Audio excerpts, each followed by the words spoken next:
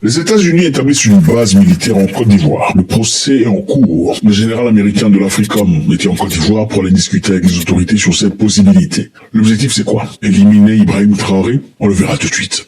Avant de commencer, on va suivre cette vidéo. M. Traoré parle de la guerre intensive. Il demande à ses militaires de se préparer.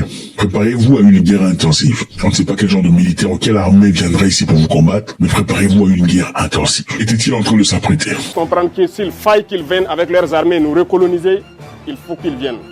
Eh bien, préparez-vous à la guerre de haute intensité.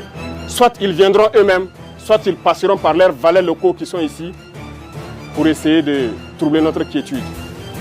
Donc quiconque, je dis bien quiconque, que ce soit le terrorisme ou toute autre armée qui doit venir troubler notre quiétude, nous devons nous préparer à les accueillir sur de long terme et intensement. Voilà pourquoi je vous dis, préparez-vous à la guerre de haute intensité. Et nous allons suivre ces entraînements-là. Nous passerons à d'autres groupements pour intensifier les opérations et essayer de pacifier.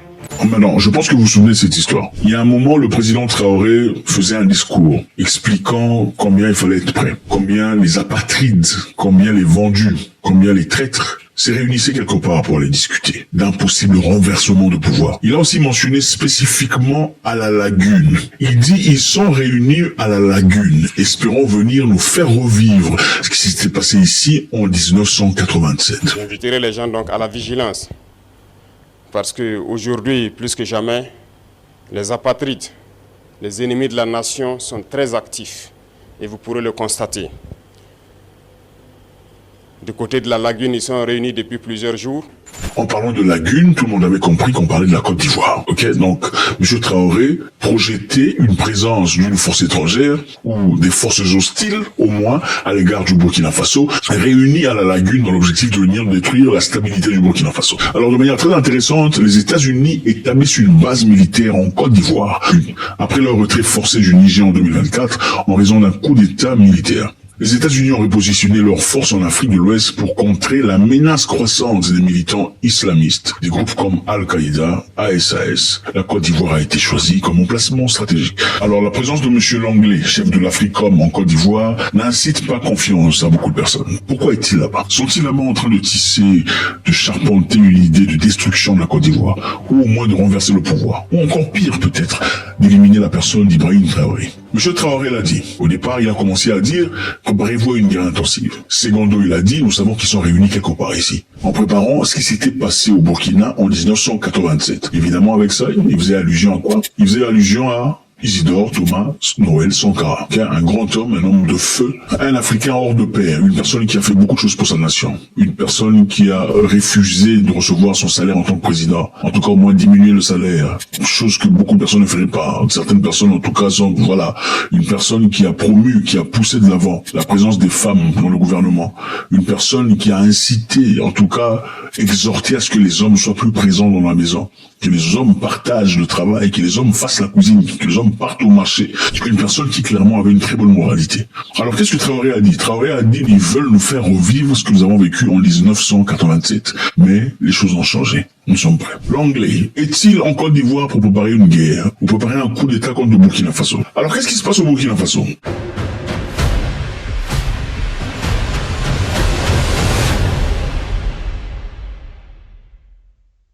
Les États-Unis ont choisi la ville d'Odiéné, située au nord-est de la Côte d'Ivoire, près de la frontière avec le Mali et le Niger, comme site de base. Cet emplacement est stratégiquement positionné pour surveiller et pour répondre aux menaces sécuritaires de la région du Sahel et du golfe de la Guinée. La base devrait faciliter les opérations de drones et fournir un soutien logistique aux efforts de lutte contre le terrorisme dans toute l'Afrique de l'Ouest. Ils disent qu'ils sont là stratégiquement pour protéger leurs intérêts, c'est-à-dire protéger les intérêts des États-Unis d'Amérique. Mais est-ce qu'il faut protéger les intérêts des États-Unis d'Amérique en Afrique? On se pose la question à savoir. Ce qui est important à tirer ici comme leçon est quoi? Monsieur Langlais, ok, le voilà, en train de discuter au Sénat américain. Qu'est-ce qu'il disait? Dans le Sénat américain, il disait Ibrahim Traoré et son groupe sont là pour leurs intérêts personnels.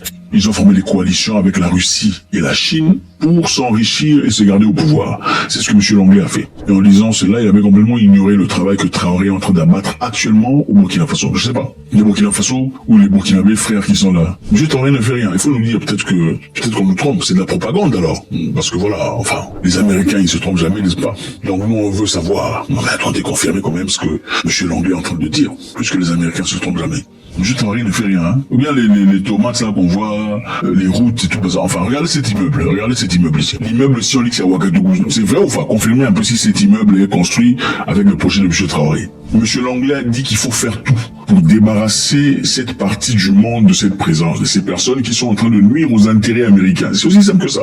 Maintenant, la question qui se pose, la présence de l'anglais en Côte d'Ivoire, c'est pour seulement les entraînements, comme on le dit ici, ou bien c'est pour autre chose? En outre, les États-Unis ont renforcé leur coopération militaire avec la Côte d'Ivoire par le biais de cet exercice d'entraînement conjoint et de soutien en matière d'équipement. C'est-à-dire les Américains soutiendront la Côte d'Ivoire en matière d'équipement. Parce que bon, je vois mal la Côte d'Ivoire soutenir les États-Unis en matière d'équipement. Ça sera de l'autre côté, n'est-ce pas? Ensuite, en 2024, Africom a alloué plus de 65 millions de dollars d'aide militaire à la Côte d'Ivoire, en se concentrant sur les initiatives de lutte contre le terrorisme et de sécurité frontière. 65 millions de dollars a été payé depuis Africom à la Côte d'Ivoire. Et quand on parle de Côte d'Ivoire, c'est pas la population. Ce n'est pas toi. Toi, tu n'as pas d'argent, tu es pauvre dans ton coin et on t'aime comme ça.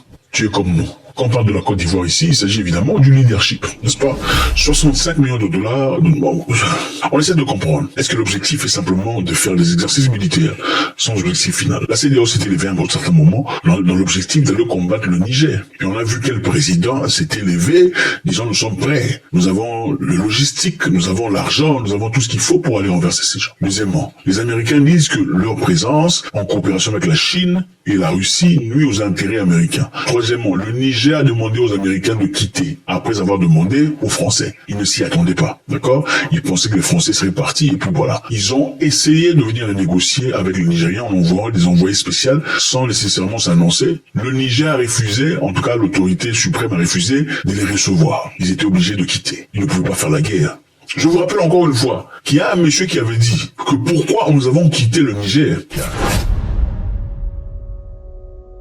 U.S. president would do, say that C-130s are on their way to Niger today with the water and the medicine and the food our troops need, that they will have a full fighter pilot escort there. And if the Nigeri government or any other third world thug tries to even turn on their air defense systems, we should show those leaders and those thugs what the target package looks like on their houses and their family members, because it should not be Americans that are suffering because President Biden and Blinken are... Un vrai président ne veut partir bombarder ces pays de merde, ces pays de république bananière.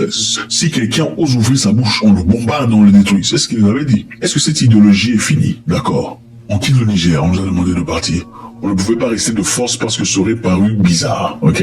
Quelqu'un vous demande de quitter son pays, tu ne te forces pas. Ensuite, il fallait trouver un endroit où se positionner. Ils se sont positionnés où? En Côte d'Ivoire et au Bénin. Alors, est-ce que la colère là est finie? La colère d'être chassé. Vous savez ce que c'est? La colère d'être chassé. On t'a chassé. Si on te chasse, qu'est-ce que tu fais généralement? Pour beaucoup de personnes, quand on leur demande de partir, ils souhaiteraient que tout se casse après leur départ. Pourquoi? Pour que, même dans leur conscience, ils se justifient. La raison pour laquelle les choses marchaient, c'est parce que j'étais là. Beaucoup d'employés sont comme ça, hein. Ils quittent un business, ils veulent voir que le business tombe en faillite, se détruisent, tout le bazar. Ah, c'est d'ailleurs moi qui travaille, c'est comme ça.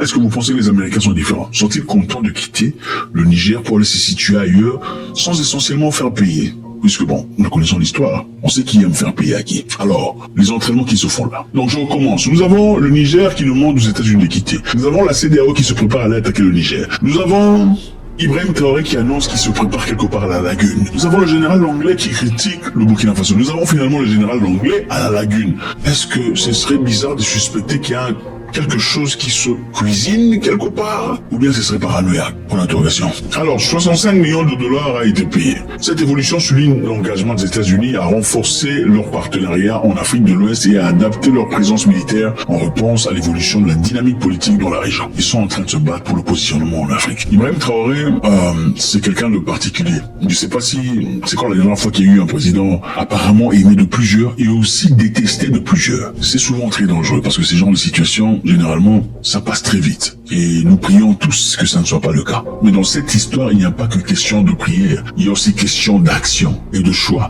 de protection, de préparation.